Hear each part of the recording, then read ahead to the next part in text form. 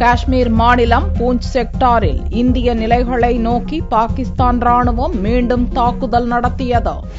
India மற்றும் பாகிஸ்தான் இடையே போர் நிறுத்த ஒப்பந்தம் அமலில் இருந்தபோதும் காஷ்மீர் எல்லையில் பயங்கரவாதிகளை ஊடுருவச் செய்வதற்காக அவ்வப்போது பாகிஸ்தான் ராணுவம் திடீர் தாக்குதல்களை நடத்தி வருகிறது. சனிக்கிழமையன்று அதிகாலையில் காஷ்மீர் மாநிலம் பூஞ்ச் செக்டாரில் இந்திய நிலைகளை குறிவைத்து பாகிஸ்தான் ராணுவம் அத்துமீறி துப்பாக்கிச் சூடு நடத்தியது. இதையடுத்து இந்திய தரப்பில் பதிலடி தரப்பட்டது. இரு தரப்பினருக்கும் இடையே நடந்த துப்பாக்கிச் சண்டையை தொடர்ந்து எல்லையில் பதட்டம் நீடிக்கிறது. இந்த சண்டையில் உயிரிழப்புகள் குறித்து தகவல் இல்லை என்றும் இந்திய தரப்பில் எந்த சேதமும் இல்லை என்றும் ராணுவ அதிகாரிகள் தெரிவித்தனர். கடந்த ஒரு வாரத்தில் பாகிஸ்தான் ராணுவம் நடத்தும் இரண்டாவது அத்துமீறல் சம்பவம் இது. எல்லை தாண்டியதாக கைது செய்யப்பட்ட இந்திய எல்லைப்படை வீரர் சத்யஷீல் யாதவை ஒப்படைக்க இருதரப்பு ராணுவம் வெள்ளியன்று பேச்சு நடத்திய நிலையில் மறுநாளே பாகிஸ்தான் தரப்பில் நடந்துள்ள அத்துமீறல் எல்லையில் பதட்டத்தை ஏற்படுத்தியுள்ளது.